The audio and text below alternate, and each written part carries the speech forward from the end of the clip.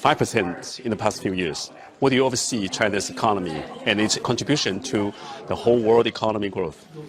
China is not only very dynamic, it's the main trading partner of most of the world, but it's also technologically extraordinarily dynamic. And this is very, very important, whether it's AI and DeepSeek, of course, we all know about that in the world, but also China's now the leader by far of electric vehicles. China is going to be the leader of the new robotics generation, the humanoid robots that are coming. China's the leader of renewable energy technologies. China's the leader in fourth generation nuclear power. The point is, these are the technologies that are needed all over the world for the green transformation, for climate safety, and for the digital transformation. So in my view, China's playing a role not only as a world major economy, of course, but also as a technological leader. What do you foresee for going on trade war, right, tariff war? Do you think that harms global growth? That harms both bilateral relationship between, U.S. to Canada, U.S. to Mexico, particularly U.S. to China? What do you foresee the effect of this trade war? I think, unfortunately, Trump believes in protectionism. I don't. I'm an economist. I believe in open trade, open markets, mutual gain. I believe that the U.S.-China trade over the last 40 years has been hugely beneficial, both for China and the United States. But I do believe that Trump is a protectionist, and he's likely to pursue this course. What does it mean for China? It means that the rest of the world, China and the rest of the world, should say, okay, if the U.S. wants to be protectionist and isolate itself, that's one thing, but we are going to continue our open trade policy.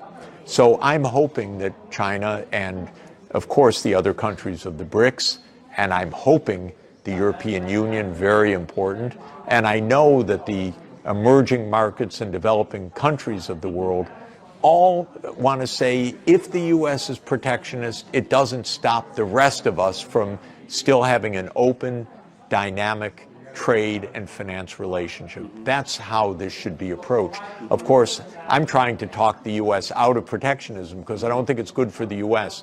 But for China, rather than anguishing or saying, well, now we have to just boost consumption or something else, China can also expand exports to other regions of the world and also expand investments in other regions of the world for Chinese technologies to be producing in ASEAN or to be producing in companies in Africa, in Europe, I hope, and so on. Well, it sounds like you are such a blessing to American economy, to the world economy. Do you think that the world is going to track globalism or protectionism or global cooperation or individualism? What do you foresee? I think that, broadly speaking, we're still in a globally interconnected world with the benefits of globalization. The United States has lost its nerve a little bit. China's rise has scared the U.S. Now they're protectionist. Not a good idea. I hope that the United States returns to normal openness with more confidence and yes, go out and compete, make business, but don't be protectionist. This is what I'm hoping. But I do believe that most of the world wants an open economy and trading system and cooperation. I should add that I'm a very big fan of the Belt and Road Initiative, because the Belt and Road Initiative brings technology, trade, jobs, finance all together to expand the world economy. And so I think what China is leading with the Belt and Road Initiative is extremely important for the world, but also excellent for China in building those strong economic relations with the rest of the world. Yeah. Talking about Belt and Road Initiative, are you optimistic about Belt and Road Initiative for the next 4 years? Or what is your, I'd say go for it and expand it.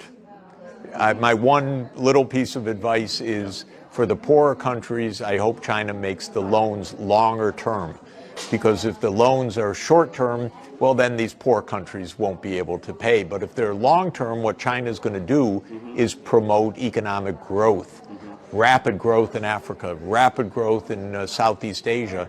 Give enough time, and then that's going to be good returns on all of that finance. Yeah. Historically, the Chinese has been acting as peacemaker and the business merchandiser right across the Silk Road, right? But some media networks claiming China is playing threat to certain countries in Africa, in Middle East. Do you think the Chinese companies, are they making constructive improvements such as infrastructure, constructions, right, technology transfer in those continents, Africa, Middle East, Asia? Not only do I believe it, I see it on the ground with my own eyes. I was recently in Ethiopia, and I was visiting farmers that were making far more money than they were before. Why?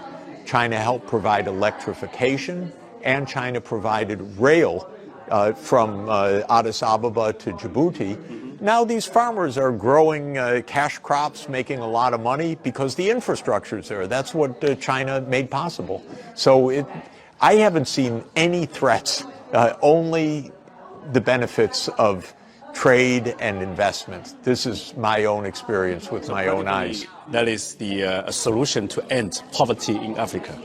It is, because China grew so fast between 1980 and today. Africa can achieve very, very rapid growth, but it needs investment, training, skills. But China is a kind of roadmap for that. So I tell my African friends and counterparts, look at what China achieved. You should go the same route. Professor Sachs, you are a renowned economist. You are so famous in economy policies. What do you want to suggest Chinese leaders? What do they need to do to continue to make economy better, to contribute to global economy? China is making wonderful initiatives, seeing itself not only as a very dynamic, successful economy, but also as helping the whole world to achieve this. The Global Development Initiative, the Global Civilizations Initiative, the Belt and Road Initiative. So I encourage China to continue to play that role, inspiring the whole world, partnering with the world, trading with the world, investing in the world, and keeping this very distinctive, high innovation economy, and helping to lead also the ecological transformation that the whole world needs, because China's building the technologies for the ecological transformation as well. Very important. Well, last two questions, since you mentioned about Chinese economy, but there are millions of Chinese entrepreneur, manufacturer, owner, right? What do you want to tell them? Suggest them what do they need to do to adapt their business, right? Because if the tariff war goes on, right, a lot of factories, they might have to shift their business here and there, or they may have to close down or bankrupt. Well, I think the main point is look not only for the U.S. market, but China is at the cutting edge of so many technologies, also is so cost efficient, so competitive. There's markets in Africa, there's markets in ASEAN, there's markets in Central Asia, all over the world. So don't, if you're being hit by the U.S., okay, change to another direction. Well, since you mentioned, I really enjoy your comments about ASEAN, Southeast Asian Economic Zone. I want to ask you, what is their role in the next 5-10 years? How important are they? Are they more important than ever between the U.S. and China, the Pacific region? The ASEAN countries, the 10 countries of Southeast Asia, are 700 million people and a very dynamic economy. Big, close to China, integrated with China in transport, in power systems, in the digital grid, in foreign investment, in supply chains.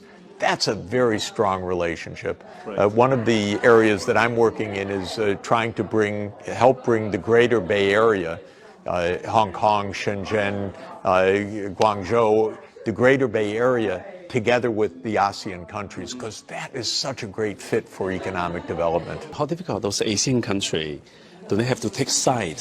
Because they have to, you just mentioned, are they going to take side? They're going to align this, that, West, East? This is a very important point. You know, the U.S. might press them to take a side, but if they stick together as 700 million, they can say, don't push us to take a side. We're friends with China. We want to be friends with the United States. We don't want to choose sides. Last question. Would you like to give a comment on Shanghai? Since we have lots of audience in Shanghai base, but it's national base. But what do you think about China, Shanghai, the city role model?